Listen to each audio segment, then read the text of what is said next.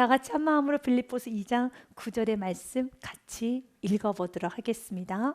이러므로 하나님이 그를 지극히 높여 모든 이름 위에 뛰어난 이름을 주사. 아멘. 예수님은 누구실까요? 예수님은 주님이십니다. 그리고 예수는 말합니다. 누구든지 나 예수를 주라고 시인해야지만 구원을 받을 수 있어 라고 말을 합니다. 내가 만일 내 입으로 예수를 주로 시인하며 또 하나님께서 그를 죽은 자 가운데서 살리신 것을 내 마음에 믿으면 구원을 받으리라. 주로 시인해야 된다고 합니다. 주로 고백해야지만 구원을 받을 수 있다라고 합니다. 또한 빌립보서 2장 11절 말씀에 보면 예수를 주로 시인할 때 하나님은 영광을 받으세요. 모든 입으로 예수 그리스도를 주라 시인하여 하나님 아버지께 영광을 돌리게 하셨느니라. 아멘. 예수님을 주로 고백해야 됩니다. 예수님을 주로 시인해야 됩니다. 그럴 때 구원의 역사가 일어납니다. 그리고 하나님 아버지는 영광을 받으십니다. 그러면 주, 그 뜻은 무엇일까요? 여러분이 잘 아는 뜻입니다. 주는 구약에서 히브리어로 보면은 에호바, 그 뜻은 여호와라는 뜻을 갖고 있습니다. 신약에서는 헬라어로 퀴리어스, 마스터, 주인이란 뜻을 가지고 있습니다. 그렇기 때문에 예수님은 주님이십니다 라고 했을 때 예수님은 여호와 하나님이십니다. 예수님은 주인이십니다. 그 뜻이 바로 주예요. 우리는 이렇게 고백을 하죠. 나 주님 믿어. 주님을 찬양합니다. 주님을 높입니다 라고 합니다. 그리고 우리는 기도하기 전에 주여 삼창을 하죠. 주여 주여 주여. 여러분 그 주여가 무엇입니까? 우리가 기도하기 전에 왜 주여 삼창을 합니까? 왜 우리가 주님을 믿는다고 합니까? 그 주의 뜻은 주님, 당신은 하나님이십니다. 그 하나님이 어떤 하나님이십니까? 온 세상 만물을 창조하신 하나님, 나를 만드신 분, 나에게 복 주시는 분이 하나님이세요. 이 땅에 가장 낮은 모습으로, 가장 비천한 모습으로 오셨지만 인간의 손에 의해서 죽임을 당하고 인간에게 채찍질을 당하고 인간에게 침뱉음을 당하며 인간에게 짓밟히는 그런 아픔을 겪었지만 예수님은 여호와 하나님 주님이세요. 예수님은 온 땅에 나의 주인이세요. 그분이 주인이십니다. 그분이 왕이십니다. 예수님의 한없는 겸손은, 겸손한 사람에게는 그 예수님의 한없는 겸손 앞에 무릎을 꿇고 예배를 드려요. 눈물을 흘리며 예수님이 왜 이렇게 한없이 겸손해질 수밖에 없는 그 이유를 알기 때문에 더 울며 더 엎드려 경배를 하지만 교만한 사람들은 예수님이 한없이 낮아지시는 그 겸손의 모습을 보면서 조롱을 해요. 무례하게 행동해요. 거칠게 행동을 합니다. 여러분은 예수님이 낮아지심으로 오셨지만 빌립보서 2장 6절과 8절 말씀 그대로 예수님 그는 근본 하나님의 본체시나 하나님과 동등됨을 취할 것을 여기지 아니하시고 스스로 오히려 자기를 비워 종의 형체를 가지사 사람들과 같이 되셨고 사람의 모양으로 나타나사 자기를 낮추시고 죽기까지 복종하셨으니 그 십자가에서 죽으심이라. 예수는 스스로 낮아지셨죠. 여러분은 그 낮아지시는 이 예수의 모습을 보면서 여러분들은 마음 안에 예수님, 왜 예수님이 낮아지시게 됐는지 저는 압니다. 저는 압니다. 그러나 당신은 주님이십니다. 하나님이십니다. 당신은 온 세상의 주인이십니다. 세상이 예수님을 짓밟았고 사람이 예수님을 채찍질했으며 사람이 예수님을 찔렀고 사람이 예수님을 죽였지만 십자가에서 죽으심이라 했던 것처럼 말씀 그대로 예수님을 죽였지만 예수님은 주인이십니다. 왜 예수님이 죽으셨나요? 왜 예수님께서 십자가에서 피를 흘리셨나요? 우리 인간을 구원하기 위하여, 죄를 사하여 주시기 위해서 예수님은 피를 흘리셨지요. 피가 없이는 인간의 죄, 생명이 있는 인간의 죄는 없어지지 않습니다. 레위기서 말씀해 보니 17장 말씀에 육체의 생명은 피에 있습니다. 내가 이 피를 너희에게 주어 제단에 뿌려 너희의 생명을 위하여 속죄하게 하였나니, 생명이 피에 있으므로 피가 죄를 속하느니라. 생명에는 다 피가 있어요. 그래서 이 생명을 속하기 위해서는 피가 필요해요. 그런데 더러운 피는 죄를 씻을 수가 없어요. 인간의 모든 피는 다 더럽습니다. 죄인들이 흘리는 피는 더러운 피예요. 죄인들이 흘리는 피는 그 누구도 살릴 수 없어요. 죄의 대가를 치르고 죽는 것뿐입니다. 그 피는 아무런 효력이 없어요. 나의 죄를 깨끗이 씻어주기 위해서는 깨끗한 피, 거룩한 피, 바로 예수의 피가 필요해요. 죄가 없으신, 그러나 인간의 몸으로 오신 그 예수의 피가 우리에게는 효력이 있는 겁니다. 그래서 베드로전서 베드로 사도는 예수의 피를 말하였습니다.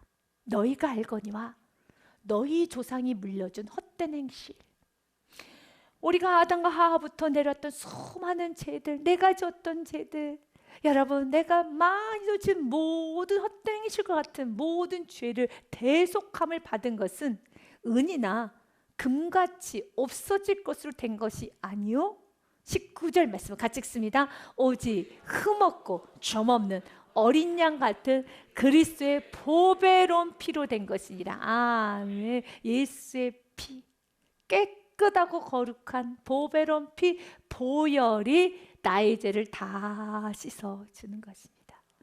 예수님은 십자가에서 죽으셨습니다. 가장 낮은 모습이 되셔서 십자가에서 죽으셨어요. 그러나 그분은 온 세상의 주인이시고 그분은 하나님이십니다. 이런 예수님을, 무지한 인간이 예수님을 알아보지 못하고, 예수님이 하나님이신 것도 알지 못하고, 예수님께서 온 천지 만물의 주인이시고 창조주이시며 또한 왕이신 것도 알아보지 못하고, 그 예수님을 향해서 채찍질을 가고, 인간이 그 예수님을 향해서 치열 뱉고 조롱하는 그 모습을 보며 결국은 예수님을 죽였을 때 자연 만물이 이렇게 반응을 했어요. 누가복음 23장 말씀에 보니 해가 힘을 잃어버렸습니다. 해는 인간에게 비추면 인간이 눈이 멀어요. 여러분, 인간이 해를 쳐다보면 눈이 멉니다. 해에 가까이 갈 수 없어요. 그렇게 연약하고 무능한 인간이 해를 만드시고 달을 만드시고 온 천지 만물을 만드신 그 하나님이신 예수님을 죽인 거예요. 그분이 죽임을 당한 겁니다. 그 모든 사실 앞에서 해가 빛을 잃어버렸어요. 그래서 성경 기록해 놨습니다. 때가 제 6시쯤, 6시는 지금의 시간으로 말하면 12시 정오로 말합니다. 정오가 되어 해가 빛을 잃고 온 땅에 어둠이 임하여 제 9시 오후 3시까지 계속 어둠이 짙어집니다. 자연 만물이 토해버린 거죠. 자연 만물이 눈을 감아버린 겁니다. 우리는 자연의 이상현상을 보면서 여러 가지 요인을 분석합니다. 누구누구의 문제로 인해서, 누구누구 때문에. 그러나 자연의 이상현상은 예수님을 주인으로 모시지 않는 정말 인간의 죄악된 모습을 바라보며 자연들이 소리치고 있지 않은가 라는 부분도 생각해 보아야 되겠습니다. 사랑하는 여러분, 예수님은 주님이십니다. 예수님은 여호와 하나님이십니다. 예수님은 주인이십니다. 그래서 그 예수님을 우리는 나의 주인으로 모시고 살아야 됩니다. 세상 사람들은 예수님을 모시지 않고 주인 삼고 살지 않지만 예수를 나의 구원자로 영접하는 예수를 믿는 자녀라면 너희는 나 예수가 주님인 것을 알고 주로 시인하며 살아야 됩니다. 주로 고백하며 내 삶의 주인, 내 삶의 왕은 예수 그리스도이십니다. 내가 믿고 있는 예수는 주님이십니다 라고 고백을 해야 되겠습니다. 사단은 끊임없이 예수님을 주라 고백하지 못하도록 유혹을 많이 합니다. 40일간 금식 기도를 하였던 예수님께서 금식 기도를 마치시고 난 후에 곧바로 찾아온 것은 천사들이 아니었어요. 사단의 무서운 시험이었습니다. 3가지 시험을 합니다.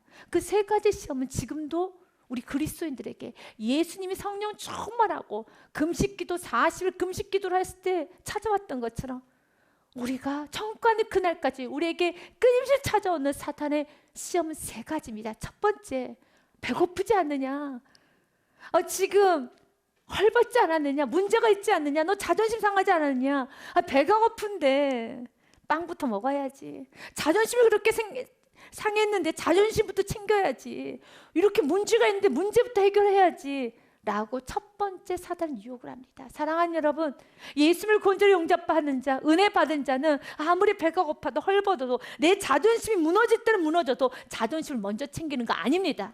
먹을 거 빵을 먼저 챙기는 거 아니고 여러분 문제를 먼저 해결하는 거 아닙니다. 먼저 하나님 말씀을 붙잡습니다. 하나님의 뜻을 붙잡습니다. 첫 번째 유혹, 예수님께도 이렇게 말합니다. 배고프지 않으십니까? 돌을 떡으로 만들어 드십시오. 그때 예수님은 뭐라고 말씀합니까? 예수께서 대답해 이르시되 기록되었으되 사람이 떡으로만 살 것이 아니라 하나님의 입으로부터 나오는 모든 말씀으로 살 것이라 하니라 하시고 물리쳐버립니다. 우리도 마찬가지예요. 문제가 있을 때 사단은 끊임없이 유혹합니다. 문제부터 해결해. 자존심 상했잖아. 먼저 자존심부터 챙겨서 분노 내고 화 내고 짜증 내고 원망하고 그리고 지금 서럽잖아. 서러우면 은혜 말씀 다 뒤로 하고 너의 서러움부터 챙겨라고 하죠. 그러면 안 되죠. 은혜 받은 자는 항상 먼저 말씀이에요. 나 은혜 받았는데 떡이 먼저 아니지. 내 감정 먼저 챙기는 거 아니지. 하나님의 뜻이 먼저이죠. 두 번째로 사단이 예수님을 시험합니다. 하나님을 의심하게 합니다. 세상의 사람들은 자주 이런 말을 하죠. 하나님의 살아계심을 보여주어라. 하나님의 사랑을 보여주세요 라고 하죠. 사단도 우리들을 유혹합니다. 하나님의 사랑을 증명해 보이라고. 하나님이 너와 함께 하시면 증명해 보이라고 하면서 기도응답 없잖아. 기도를 해도 변화된 거 없잖아. 이렇게 열심히 예배드려도 변화된 거 없잖아. 보여줘봐 라고 하면서 점점 더 기복신앙으로 우리를 끌고 갑니다. 사랑하는 여러분, 믿는 건 믿는 겁니다.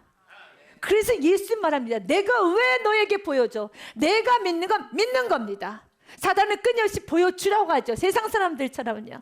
세상 사람들이 하나님의 살아계심을 보여주라고 하면서 내가 보면 내 이성으로 이해가 되면 내가 만족이 되면 믿겠다고 하죠. 사단도 끊임없이 우리들 마음에 의심을 불어넣어줍니다. 기도해서 응답이 되어야지만 믿도록. 내가 이렇게 모든 게 되어진 걸 보고 믿겠다라고 점점 더 기복신앙으로 되어가게 만듭니다.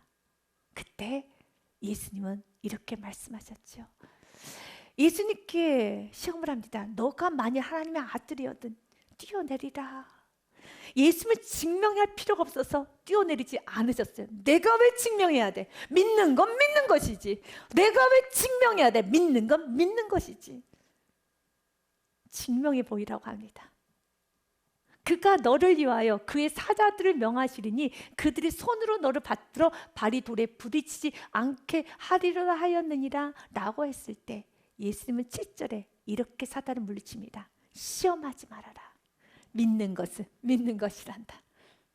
그 어떤 게 보여지지 않아도 나는 이 말씀이 믿어졌고 나는 이 말씀에 내 생명을 걸었고 난 이 은혜 어떤 현상이 없어 내가 알고 있고 지금 내가 알고 있고 나는 알고 있어. 그 누구도 몰라도 하나님이 내가 어떻게 살기를 원하는가 나는 알고 있어. 그것을 속일 생각하지 않을 것이고 사람들이 모르고 사람들은 속고 나도 사람을 속일 수 있지만 하나님을 속일 수 없어. 믿는 것은 믿는 것이야. 예수님 말합니다. 하나님을 시험하지 말라 라고 하면서 두 번째 시험을 이기십니다. 세 번째 시험이 예수님을 꼭대기로 데리고 갑니다. 그리고 온 천하를 다 보여주면서 이 모든 것을 다 너에게 줄 테니 너의 마음대로 지배하여라 라고 유혹을 합니다. 바로 예수님을 나의 구원자로 믿고 영접하면서도 사단은 끊임없이 우리를 높은 꼭대기로 데리고 올라가면서 이제 너도 힘이 있으니까 이젠 주체적으로 살라고 합니다. 알아서 결정하고 이제는 너의 생각대로 주체적으로 살라고 합니다. 인간의 본성 안에는 이래라 저래라 하는 말을 듣고 싶어 하지 않는 본성이 있어요. 그래서 나의 마음대로 살고 내가 주인이 되어서 내가 생각대로 내가 결정하고 싶은 그런 욕구가 있습니다. 사단은 오늘 또 우리를 높은 꼭대기로 올라가게 합니다. 이젠 너에게도 힘이 있어. 마음대로 결정해. 주체적으로 살아도 돼. 그러나 그 꼭대기는 너무 외로워요. 너무 추워요. 너무 위험한 곳입니다. 여러분, 낮은 곳이 따뜻해요. 행복한 곳입니다. 그래서 교만해지면은 주위 있는 사람들도 아픔을 주지만 본인이 제일 아파요.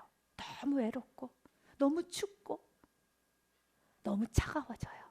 꼭대기는 외롭고 춥고 차가운 곳이에요. 너 마음대로 살아.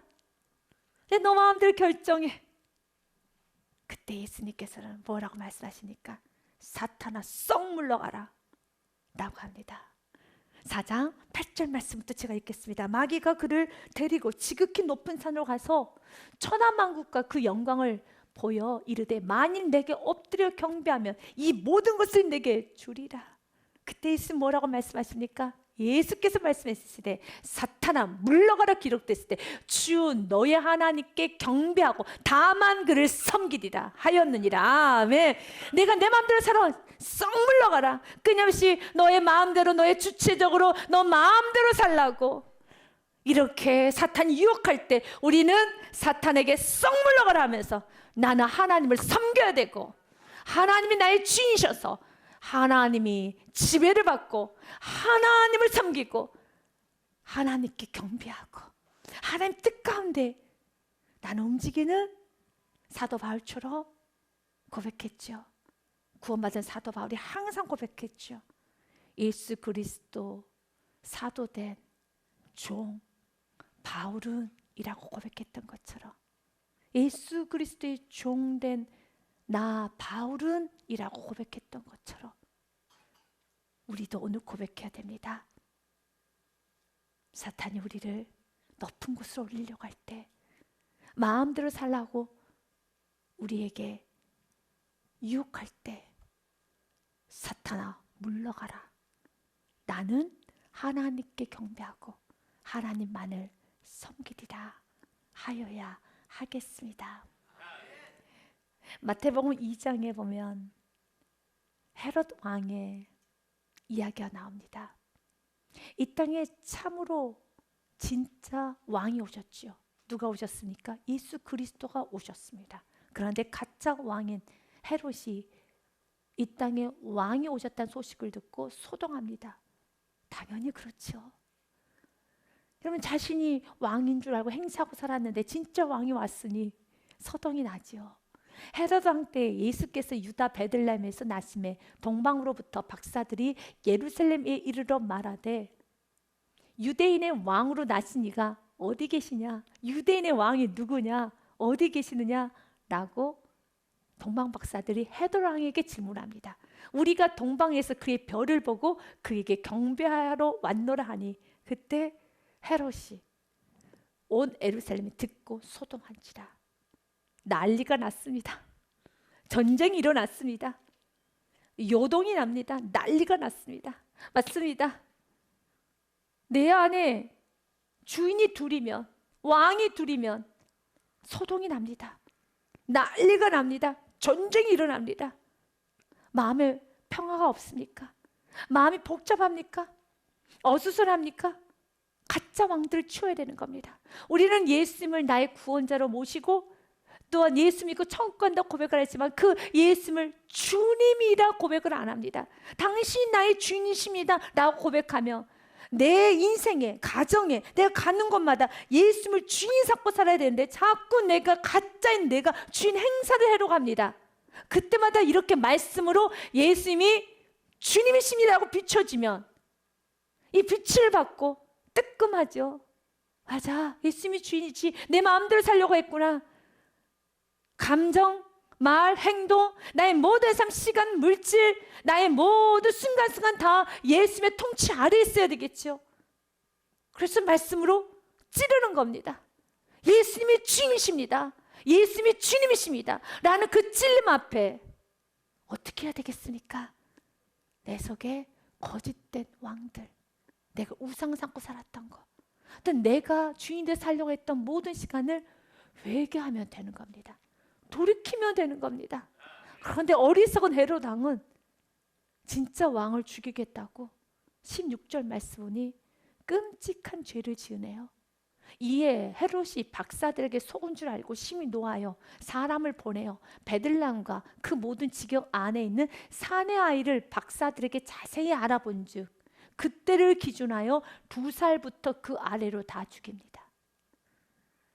우리는 예수님을 나의 구원자, 예수님을 하나님으로 주인으로 모셨음에도 불구하고 이렇게 내 안에 헤롯이 살아있을 때가 있어요. 슬금슬금 헤롯이 될 때가 있어요. 그때마다 말씀을 통하여 비침을 받게 되고 그때마다 말씀을 통하여 깨닫게 되면은 그때 어떻게 해야 되겠습니까? 예수를 내쫓으려고 하는 것이 아니라 여전히 내가 왕이 되려고 왕의 자리를 지키기 위해서 불순종하고 나 분노하고 그리고 짜증하고 원망하고 불평하고 하는 것이 아니라 오늘 헤롯처럼 죄를 짓는 것이 아니라 포악한 죄, 무례한 죄, 거친 죄 이런 죄를 짓는 것이 아니라 받아들여야 되겠죠. 그러면 우리의 삶에 놀라운 역사가 일어납니다. 사랑하는 여러분, 고백합시다. 예수님은 누구이십니까? 주님이십니다. 예수님은 하나님이십니다. 예수님은 나의 주인이십니다. 가정의 주인이십니다. 인생의 주인이십니다. 교회의 주인이십니다. 여러분이 가는 곳마다 주인이십니다. 예수님이 주님이십니다. 이 고백을 하며 승리하시기를 바라겠습니다. 여러분에게 중세 유럽 어느 기도원에 실렸던 글을 읽어드리고 말씀을 마무리하고자 합니다. 너는 나를 주라고 부르면서도 나를 주인으로 모시지 않았고 너는 나를 진리라고 하면서도 내게 배우지 않았고 너는 나를 빛이라고 하면서도 나를 바라보지 않았고 너는 나를 길이라고 하면서도 나를 따라오지 않았고 너는 나를 능력이라고 하면서도 나를 의지하지 않았고 너는 나를 응답이라고 하면서도 내게 기도하지 않았느니라. 그러니 너는 너의 삶이 가난하더라도 나를 원망하지 말라. 나는 이 글 예수님을 주라고 부르면서도 주인으로 모시지 않았던 주여 삼창을 하였음에도 불구하고 예수님의 주인 되심을 거부했던 시간이 있었다면 주님 앞에 내어놓고 다시 한번 예수님은 나의 주님이십니다 고백하며 나아가는 우리 모든 교우님들 이번 한 주간이 되시기를 주님의 이름으로 축복드립니다.